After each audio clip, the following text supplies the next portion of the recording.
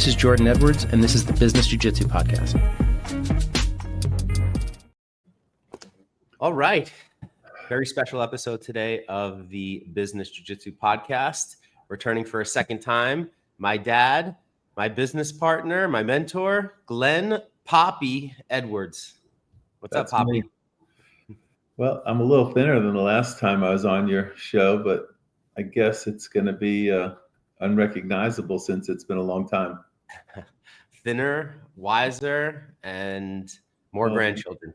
Well, the world has definitely changed radically, which I have no problem with change. I'm a person that's always believed in you either change or you get left behind. I think I have a book on my desk that says adapt or fail. I mean, you can't have a more appropriate start to this conversation because I think that was President Trump's message yesterday to Hamas. Lay down your arms.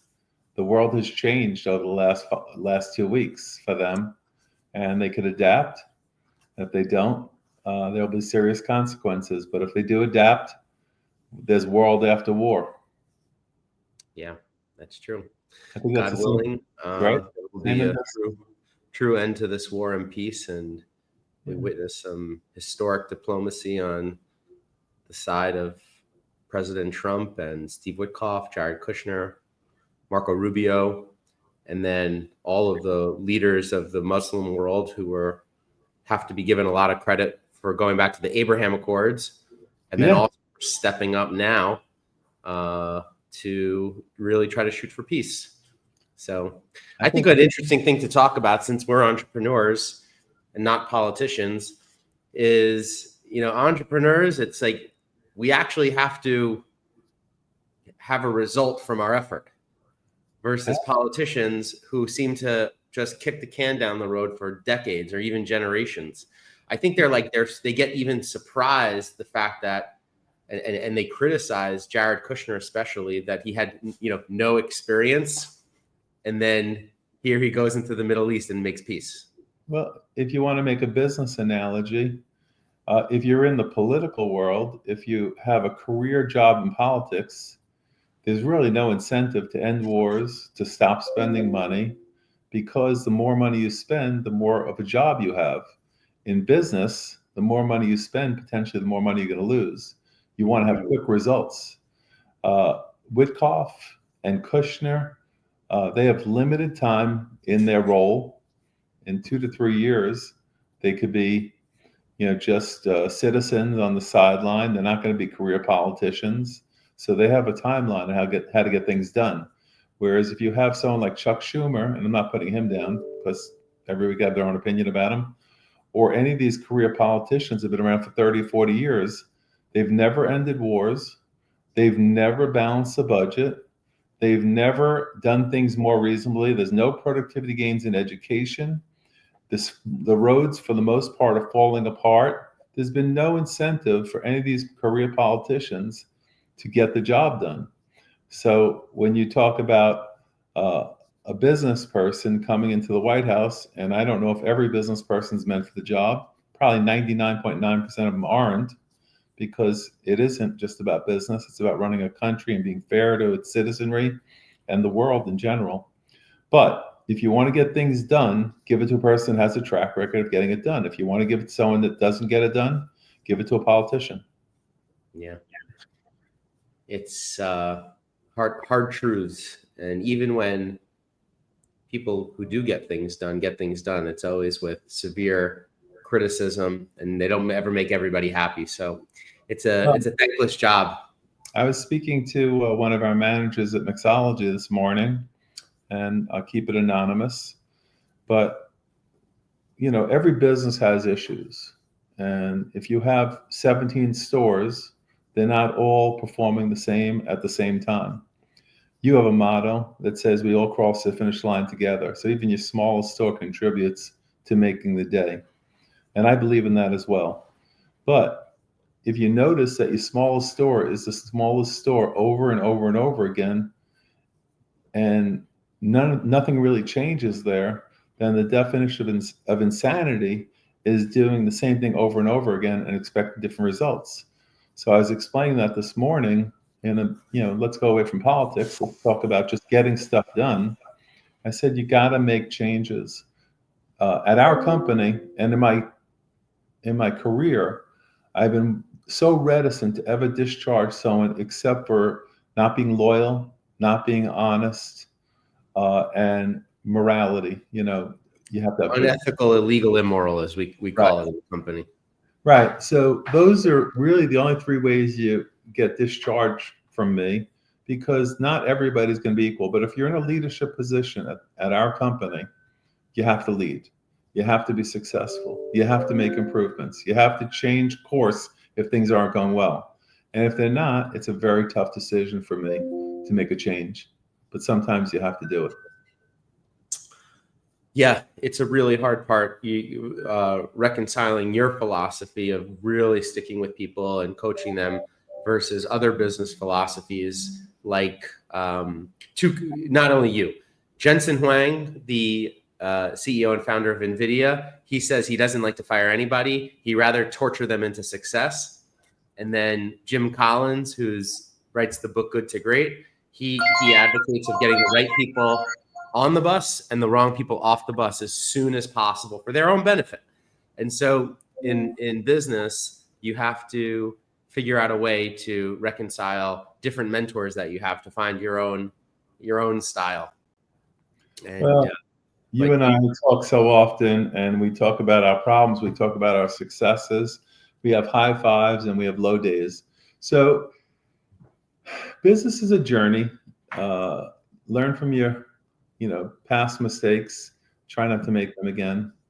However, with that said, there's no option in business except to be successful. Yeah. There's just no option. You don't have the ability to fail long term and stay around. That's a message I send to young people. Yeah. That's a very good insight. So you've been around a long time. How are things changed? How are things the same as when you started your career? Well, you know that because you know my job better than anybody. I don't have a 9-to-5 job where I'm grinding it out every day like I did for most of my career. And the 9-to-5, when I talked about 9-to-5, it was really 6:30 till 6:37 at nighttime. And then most evenings I'd be out during the week and get home late. That was in the early years of my career. At this stage of my career, I'm more an advisor to you, to other businesses I'm involved with, and I really enjoy it. But it's not 9-to-5, but it is 7 days a week, and sometimes it's 11 o'clock at night, and sometimes it's 5 o'clock in the morning. I just never know when someone's going to be calling from a different time zone or has a critical issue they want to solve.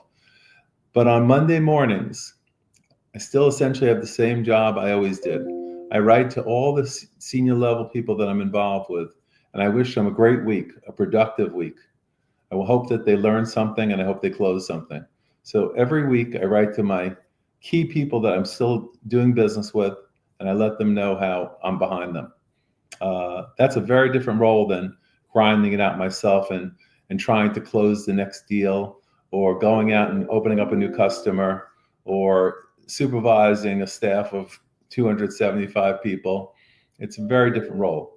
I enjoy it tremendously at this stage of my life, and I can keep doing it for a long time, which is really the best part. If I'm healthy and mentally sober and stable, I can keep doing it for a very long time, which I think most of the people around me want me to continue to do. Absolutely. I mean, you still have incredible sage wisdom. I bounce things off of you every single day. We get to work together across our portfolio of businesses that we operate. And then also, as you mentioned, you have direct investments where you sit on the board of companies, or you're a special advisor to companies, or just a friend. A lot of people tap you and call you for business advice on an almost daily basis. So where has that advice changed over the years? Like now that you're not operating any longer and not selling, and you're just, you're coaching, how does it look different?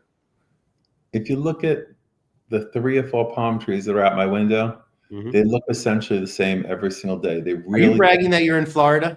Are you rubbing it in? I am. It's beautiful. But those palm trees for years have really changed. They're essentially the same. They do trim them back. They do keep them in good shape. The guys were here cutting back our trees today to make them safe because the palms will fall off. But if you look at the trees, they really don't change. And I describe myself the same way. I really don't change. I'm really the same businessman that I've always been. I essentially give the same advice to almost everyone that I do business with. Obviously, different products and different services have a different set of principles, different advice. However, it's basically the same advice about how do you surround the customer? How do you understand your competition? How do you stay relevant in the marketplace? How important is it to be number 1, 2, or 3 in your space where you are? My story, like those palm trees, really doesn't change much at all. It's just, whatever the question is, I'm usually consistently answering it essentially the same way. You often say to me and others that, even though you've had extreme success, you wouldn't put yourself in the category of like the smartest geniuses out there. And you've often even said that the loony bin is full of geniuses. We've done a lot of business together over the years. We've been working together for 17 plus years now. And we've seen really smart people fail over and over and over again. What is it between the people in our small portfolio of businesses who thrive versus the ones who should have crushed it and they just fail? So I always refer to this comment. So 20 years ago, I was on a chairlift with one of my closest friends. It was freezing out, but we always spoke when we were on the chairlift because you had 15 minutes to go up, or approximately, or however long it was, to chat. And we got to You're specifically talking about skiing for people who don't know what a chairlift is. Right. Okay. And we got to the discussion of what makes some of us successful and some not. And the one thing we both agreed upon, and it's not the brains, it's being nice. It's being really nice to people. And you're amazing. You're so good to people. I wouldn't say you're too good, because too good's not a good thing either. I think you're really good to people. And I try to be really good to people and honest. So the key ingredient to building success is to be very nice and building a good team around you. You're not going to be the smartest at everything. You're not going to be the fastest. You're not going to be the tallest. You're not going to be the shortest. You're not going to be the quickest. You're not going to be the best salesman. You're not going to be the best operations person. But you can hire all those people. All those people you can put together. And if you're really nice, you keep them together. If you keep the good team together, as we started off this conversation, people that aren't making it, you got to recognize that also, because it does hurt the whole team to some extent. Yeah. But if you have a really great team around you and you're the kind of person that can bring them together, you're going to be successful. And not monetarily successful, just successful. I mean, you're going to feel really good about what you do every day. You're going to feel like you're making a difference, especially in people's lives. So I've been fortunate enough to have some people become really successful around me in the years, including yourself. I mean, I've seen you grow from a kid that was terrified when he first came in and didn't know the job to being a teacher today, running a podcast, listening to the best minds and the best athletes in the world and learning from them. That's really what it's all about. Just continue to grow, learn, and be consistent. People have to know what they're going to get from you. If you're inconsistent, if you're hot one day, cold the next day, you're never going to get people to follow you. They have to basically know how you're going to respond and be willing to, that's our dog, be willing to give as much as they get. If they're not willing to give as much as they get, it's not going to be a fair deal. You want to have a fair deal between your senior team and yourself. Yeah, I try my best to be nice and have a positive attitude. I don't think that some people who dislike me or that I've had to terminate would feel the same way, or competitors. But Winston Churchill is quoted, he says something to the effect of, success is stumbling from failure to failure with no lack of enthusiasm. And that's something that I attribute niceness to. It's not about, it's kind of just about approaching life with a positive attitude. And that's what I think you gave me, and certainly grandma, your mom, Grandma Norma, instilled upon me probably like more than anything else, which was this like relentless forward pressure of enthusiasm, optimism. She used to say everything's wonderful. And when she was dying, the doctors gave her only weeks to live. And then she lasted another 5 years. And every time I talked to her in those years, she would always say the same thing, how she, if she was scared, she didn't let on. I mean, I'm sure in her private moments to grandpa, maybe she was let on that she was a little bit more fearful, but the fact that she lived for another 5 years with this like incredible optimism. We went on vacations. She went on cruises. Like she just didn't let it stop her. And she kept living when, according to the doctor, she shouldn't have been. And so like, that's to me what nice means. It's like, it's really relentless optimism that things are going to be good. Yeah, well, the truth is that, and this is mostly about business, but I've said this to you so many times. It's a mantra of mine. Everyone knows how everybody else feels. Mm-hmm. If you're not happy with someone, and that's Alexa in the background. I must have said Alexa. But anyway, so everyone knows how, basically knows how everybody feels. It's usually not shocking when someone either quits or gets let go for one reason or another. I think people know. It's like divorce. Most people that have a bad marriage, most people stay together because it's not easy to get divorced. Nobody wants to make that first move. It's like that in business also. Nobody wants to make that first move. And sometimes you both could be better off for it. Because the truth is, I think you call it passive aggressive. Everybody knows what's really going on. And all of a sudden you start doing things that try to get a response from somebody else. And it's not favorable. It's really, you should be rowing together. You should be on the same page. And like what you were just talking about, you should be able to give real encouragement, not false encouragement to anybody. Mm-hmm. I feel like I'm talking just to you, and we're having a private conversation about how to get the best out of the key people that work for you. These would be the messages I'd be sharing with you if we were just talking, the two of us. Yeah.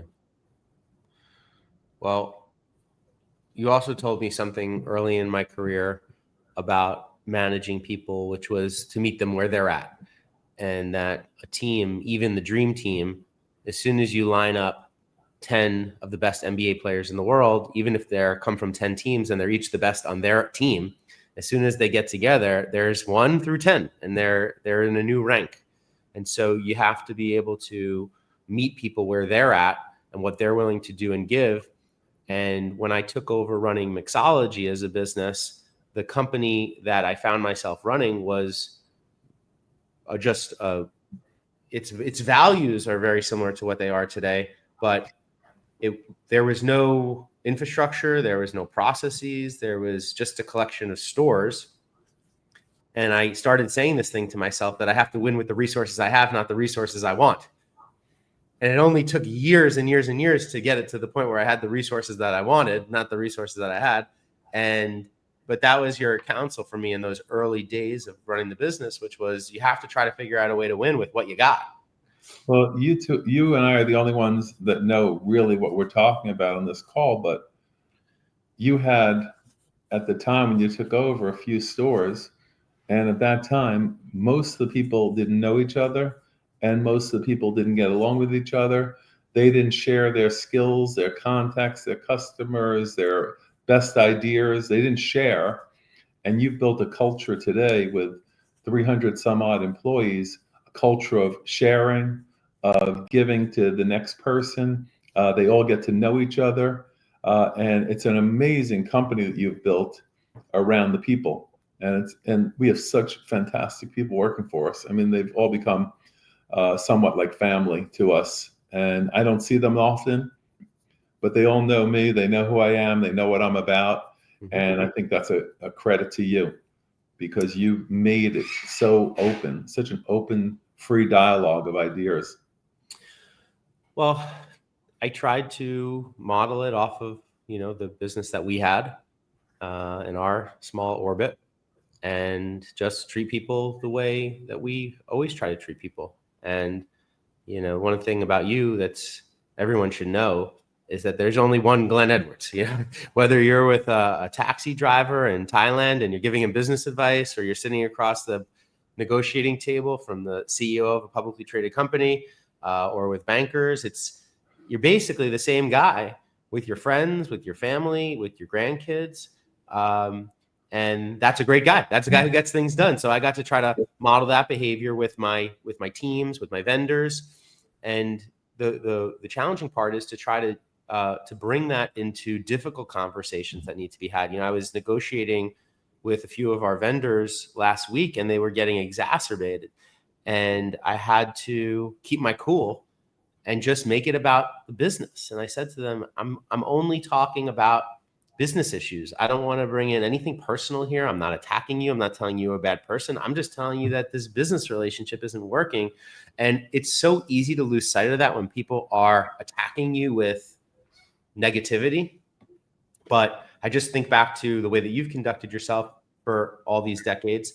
And then I also throttle that against everything I've learned in jiu-jitsu, which is, jiu-jitsu, I don't know if you know this, but it basically means the gentle way. It means, and it's about, Makes a lot of sense. Utilizing your opponent's energy in a give and take, where, when they're hard, you're soft, and when they're soft, you're hard. And when you're, you want to move, like Bruce Lee said, like water. So I'm going to tell you a little business story about managing the relationships, like you just told me. Yeah. And the difference it makes in making your company successful, profitable, very profitable, or potentially failing altogether. And, it's about not understanding your cost to operate. One of the first things I do when I work with a new business is I say, do you understand what the cost is to produce your service? And most of them say, well, it costs X, the product costs X to make, and these are the materials, and this is, some of the labor cost.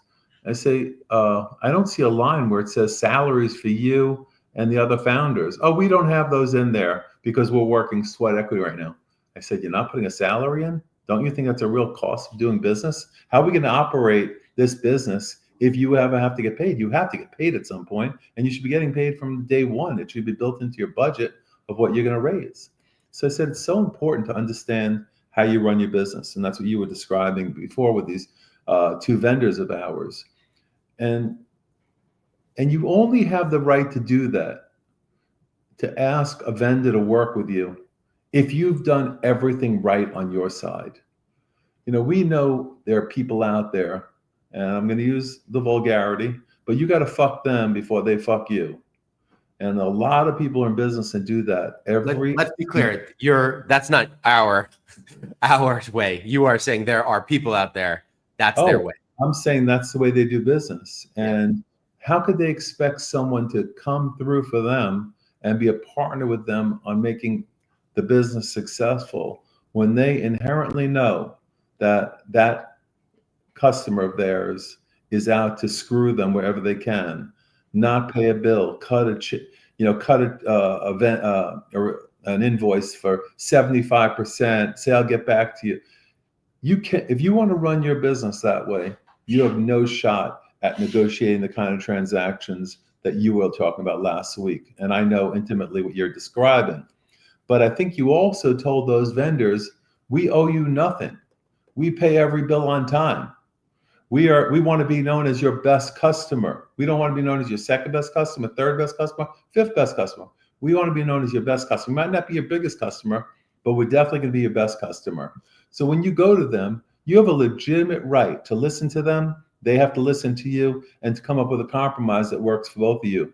And if it doesn't, you part ways and you move on because it's not working for you and ultimately wouldn't work for them. So you reminded me of so many stories I've had in my career about what makes a business successful and what makes a failure. And in our motto, in our core values, we pay our vendors before we pay ourselves, right? We treat our customers and our employees the same way. We treat them both as customers.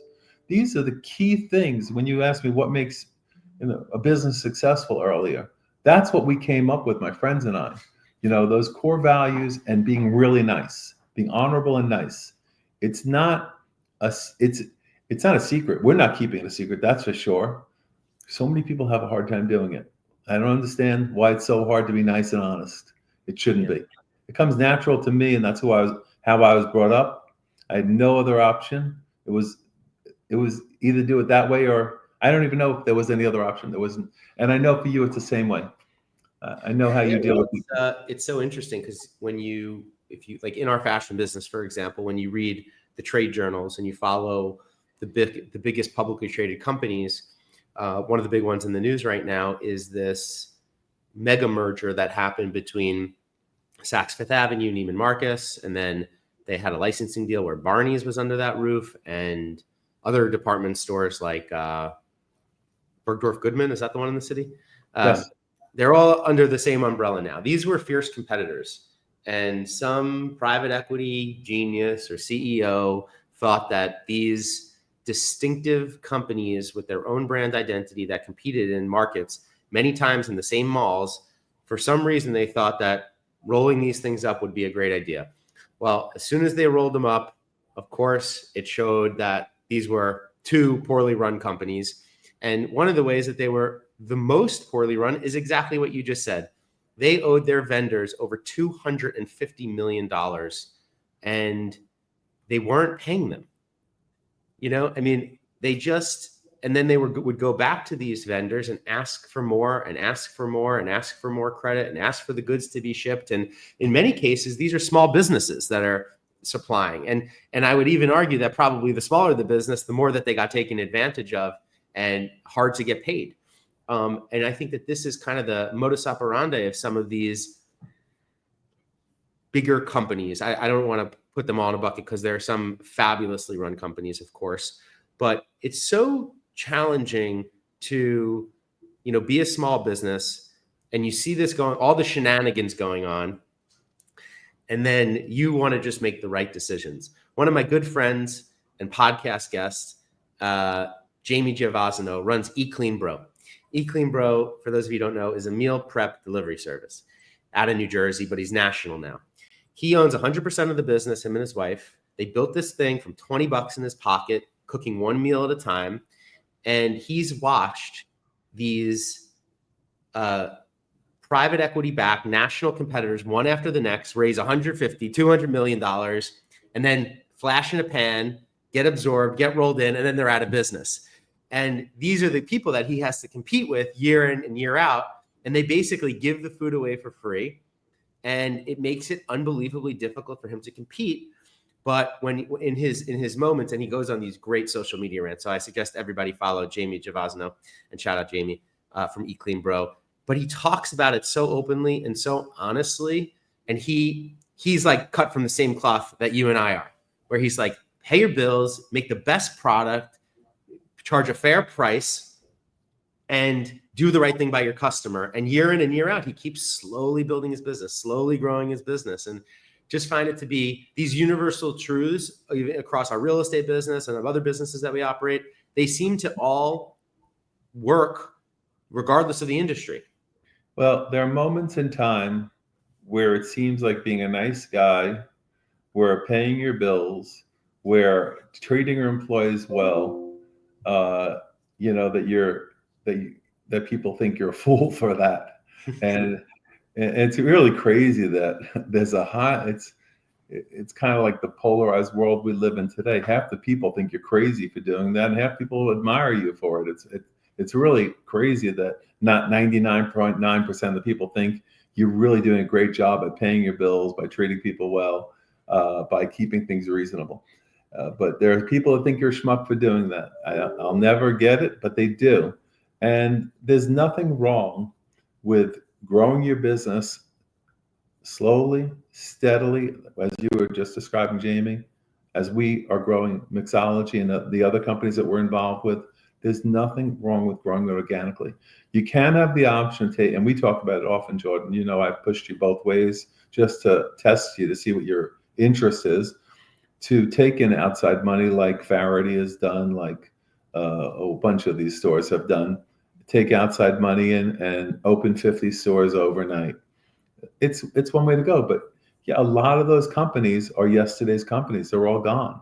Intermix. I mean, 20 of them that you can mention off the top of your head, even Fortunos and Levitt's Furniture and Siemens Furniture and Toys R Us. And there's so many big names that had equity infusions to grow more rapidly, and then leveraged by debt to grow fast. And look where they are today. So growing your business the way you are, the way Jamie is, the way you've described him today, it's a sober way to do it. You could treat people well. You're never betting the ranch on one deal. And look, you're not going to become a billionaire overnight doing it this way, but it's fine. It's absolutely 100% fine. And I hope you feel fulfilled by the way you're doing it. I do. I mean, I always want to challenge myself to do everything better. I trained for this jiu-jitsu tournament for the past couple of months. It was 2 Fridays ago. I didn't do terribly well in the tournament, but the process of getting ready for the tournament made every area of my life better. I got in the best shape of my life. Every meal, every decision, every night's sleep, everything became a decision to try to do things with excellence. And I noticed everything in my life, getting to all my projects, all my emails, calling more people. It's just like when you're doing one thing well, everything else you seem to want to do really well also. And that kind of reminds me of business, because in business, you could hide a little bit. You could keep just going through the motions and growing really slow. And so I think it's important that in the business world, you have to just like set these goals for yourself where you're working. One of the ones where we did that recently was on our new storage project in Pennsylvania, where you called me one day. We'd been talking about it for years, but we had a partner on the deal who wasn't into it. And once we bought the partner out and we separated, the next day you called me and said, get it going. And that was basically it. I mean, from that point forward, you gave me 100% decision-making to live or die by if I was going to do it well or be successful in the project.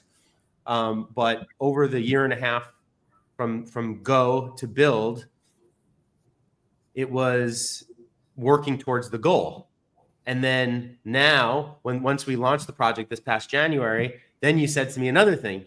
You said, if you want it to be successful now, you need to treat it like it's your only business. Now, obviously, that's a really difficult thing for me since I'm running a bunch of businesses for you. But having these like the goals and the coaching and the mentorship to say, like, treat that one business like it's your only business, it gives you that, like, the foresight to, I have to get it done, and that particular market is not an easy place to go get anything done, because it's on the other side of the tracks, on the other side of the tracks, on the other side of the county. It's very easy to spend $2 million a year and a half of your time, which was really 3 years of your time, just a year and a half when we started building, but it was a year and a half before that, to spend 3 years on it, to spend $2 million building it. Even it looks fantastic. It's a really fabulous job. Congratulations on the project and finishing it. But then it's just a building. If you don't run a business, it's just a really pretty building that you could say, I built. And if that gets you going and makes you happy, that's one thing. And maybe that's for an architect, because an architect never has to fill the building afterwards. They just have to figure out how to make it nice and make it work. But a business person has to make it work. So it wasn't enough just to do a really great job at building it and planning it. Now, what I said to you was, you got to make it super successful. The most successful 1, 2, or 3, but I really want to be number 1 storage facility in our market. And if we could prove that we could do that, as I've told you over and over again, we could replicate it. We could do it again and again and again. If we prove to ourselves we could be successful at it. And I think we will be very successful at it. I think we'll have many more storage facilities someday. Yeah. It was a really good project at the right time. We worked it within our own business portfolio. We did the whole project ourselves, and now we're operating it. We have great managers on that deal, but in terms of driving home the lease up, it's been all on us. I mean, you and I went to a charity golf outing for veterans there, and handed out hats ourselves. Like old Now, school. now I will tell everybody listening small that my business. dad is beyond successful enough that he does not need to be going to charity golf outing in the rural part of Pennsylvania to hand out hats to Korean War, and there was even a World War II veteran or two there. But we did it, and we had a really good time doing it. And even though I don't know if that got us any storage leads, it got the engine started in the community, and we started building really good relationships off of that. And then since then, we've done a lot of events, tons of local marketing. And so maybe you could just kind of talk about your philosophy and maybe even the start of your career about kind of like getting the engine going and like seeing like something being successful versus just keep plugging away at all of these local things that you've, counseled me to do over these years. So my 45-year career, because I started when I was really before I was out of college, but 22 years ago, at 22, I graduated, so I'm 67 now. It seems like yesterday. But when I went into business with Grandpa, there were 3 other employees. We had an office that was 450 square feet. That's my roots. That's how I started. And one person, me or Grandpa or whoever was working for us, had to do 7 different jobs. They couldn't just sit there and wait for somebody else to do it. There wasn't anybody else to do the job. So my roots come from very small business. And I'll never forget that. As a matter of fact, every business I look at it as a small business. I break it down to really small details. The rest is just zeros. If you do $1,000, if you do $1 million, if you do 10 or 100 million, it's just zeros.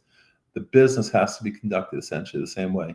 So even though I've been involved in probably nearly like $2 to $3 billion worth of revenue over my career in the various businesses I've been in, which is a lot of money for a small businessman, I never would have thought 45 years ago I'd be up using those kind of numbers, but it's been probably more than that in transactions in my career.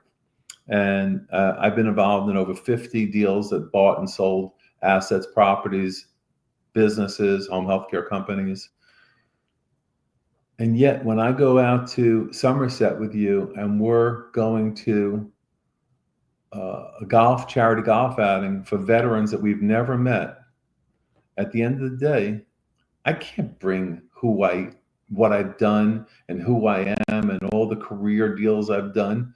I have to bring what is appropriate for that moment. And it was a small business opportunity. And our storage business is a small business. At the end of the day, it's going to do $500,000 a year and be very successful. It's not a gigantic business. And I have no problem with doing, the people that are in the storage business, the really big guys, have 1,000 of them. And they're all doing between $500,000 and $1 million a year. But if you add them up together, it's a business worth billions and billions of dollars. So my mentality when I went with you that day is have a great day, be appropriate for the circumstances. And I didn't have to talk about every deal I've ever done. It was irrelevant. All I had to do is talk about our storage facility and meeting great people, being honored to be invited to be there. You introduced me to the whole community of people you have struck up business relationships with. And it was a great experience for me again. And this summer I was in Southampton. For the people who don't know, that's on the east end of Long Island. And I was walking around shopping with my wife, and we came out of one store and we were going to another store. And we saw this pop-up store there, and it was from a company called ABC Carpet. And I said to Mom, I think I know the owner of that business. It went out of business. It was a gigantic company in New York City, Florida, bunch of markets, and they went bankrupt a few years ago. And someone bought the brand, bought the label. And I think I know who bought it. And he's an old friend of ours. But this guy is uber successful. When I'm talking about uber successful, he's probably, I don't want to say what he's worth. He's worth hundreds of millions of dollars. He's done billions of dollars worth of transactions. In the last year, I've seen transactions that he's done in New York City equal with his family over $500 million just in New York City alone, buying up Class B and Class A office. So I know I track his career. It's in the public. I walk into the place. I say to the manager of the place, because Mom was telling me that He doesn't own it. You're wrong. And I said to the guy who was working there, I said, does X and X own this business? He says, why do you ask? And he says to me, I said, because he's an old friend of mine. And I just was curious to see if he owned it. So he says, yes, he does own it, but you don't have to ask me. You can ask him. He was in the front of the store. They were getting ready to open, and he's schlepping carpets around like he's a handyman or whatever you want to call it in the middle of the store. And I said, I am so freaking impressed with this guy that after everything he's been through in his career, he's back to exactly where he started out, just like we were when we were in Somerset, working a small business deal, being in the front, working with the other guys, setting up the carpets in the store because the store was getting ready to be completely open. And I was just blown away. If you want to be successful, you got to move the carpet and you got to give out the hat. That's just the way it is. Yeah. Yeah. And I also found it to be the enjoyable part of the job. It's fun. And, now when you become a CEO and you have hundreds of employees and hundreds of vendors and you sign big checks and you do big deals, it could be very intoxicating to think that you're above any one task. But the thing, and I wrote about this in my book about you and mom, that if mom's walking down the street or you're walking down the street in New York City and you see a Taco Bell bag flying, you're grabbing that bag, walking it to the corner and throwing it in the garbage. And if you're in the office on a Tuesday and you notice that the garbage hasn't been taken out, you bag it up and you take it out. And that's just who you are. And I really try to communicate that to our teams, even the most junior people, because sometimes, well, not just sometimes, a lot of times people feel extremely entitled. And when I hire new managers who are going to come in and take over an established team, I tell them that story about you and mom. And I say to them, the first couple weeks you're here, you need to act like you're an entry-level first day employee. You got to sweep, you got to clean, you got to make sure the bathrooms are immaculate. You got to take the garbage out, because if you're not willing to do those things, you're not going to boss your team around. They're not going to do it either. And so I hope a lot of people are listening to you, because I mean, I don't know what the reach is on this. And I don't know if the people that are watching this are in the position that we are in, being business owners and workers in our same business, but it's a privilege to get to go in and contribute. If you're really just owning something and not participating in the grunt and the ABCs and the XYZs, you're really missing out. Yeah. Well, let's end on this, because I think it's an interesting thing you posed to me yesterday about podcasting and reach, especially in the age. I mean, you know how much I promote content to our teams. We went from our collective total team making no organic content on social media, my own fault, years ago. And then once I understood the power, I started to advocate that our team all make content. Now we have hundreds of people making millions of impressions of content a year.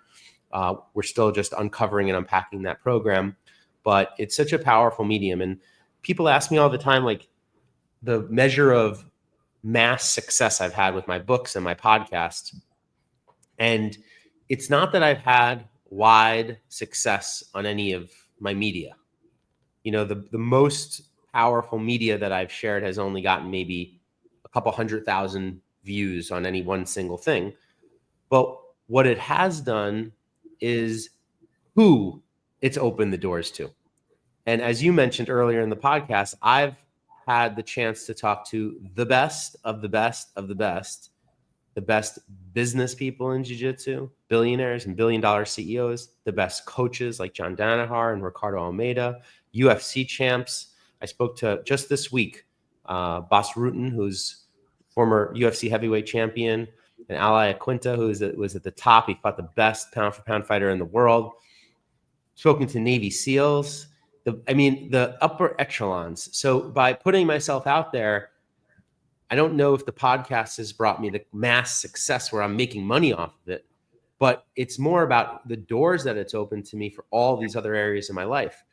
And then in my book, I've had people who have read my book reach out to me, and it's opened doors where I've had investors say to me, any deal I do, they want in. So if that's just that one guy read my book, and I'm not going to call him out by name, but like if just that one guy, he read my book and he sold his business to a publicly traded company for a couple $100 million bucks. If that was the only reason, it's just to build the kind of trust where people get to know us, then I think it's worth it to put out there just to support and supplement the business. And it's been so rewarding in that way. And then the other thing is that when you have long form podcasting and conversations like this, Dad, you can't hide. Like you said, people know.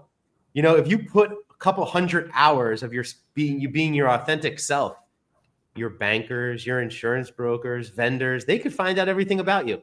They're going to go find out exactly who you are, exactly what you're about, and then they're going to find out, you know, and they can listen. And that's what has happened to me. So I'll just end with one more great story and a shout out to Renzo Gracie, who's the head of the global affiliation that I'm a part of in Jiu-Jitsu. He's been such an amazing supporter of my book, my project, my podcast, my social media. And he had copies of my book and he was walking around Europe giving them out to young kids. Hey, I think you'd like this book. Crazy. I never heard that story. Yeah. That's amazing. And so I had this young guy reaching out to me doing his PhD. He was a U.S. Special Forces. I believe he went to West Point and he was living in Switzerland. I know he was at least in the army. I have to refresh myself on that. But anyway, Renzo Gracie was in Switzerland, gave him a copy of my book. He reached out to me. He was doing his PhD thesis on the power of jiu-jitsu and interviewed me to be a part of his PhD project. It was like fabulous. I never heard that. Yeah, you just don't know how this media like spreads out. So let me finish with my last bit of wisdom to everybody. And I pass this along all the time for a whole host of different reasons. But whoever listens to this is another secret to success. The compounding effect of doing the right things every single day, over and over again, the compounding effect is unbelievable. You get such a tremendous exponential return on your efforts when you do it regularly and it's good and it's done for the right reasons. So if you do the right thing over and over again for the right reasons, the returns are beyond anyone's expectations, either known or unknown to you. Thanks for having me on. Yeah, love you. Really grateful to represent our family. And well, I'm honored to come on your podcast because I'm probably the least successful person yet on. Unfortunately, that's not true for them. You're definitely one of the most successful in that regard. And I know a lot of young people who are going to be listening to this, because I think most of my audience are young jiu-jitsu guys who are trying to figure it out in business. Those are the ones who reach out to me the most. And they always latch on to these truths. So really, really grateful to have you on.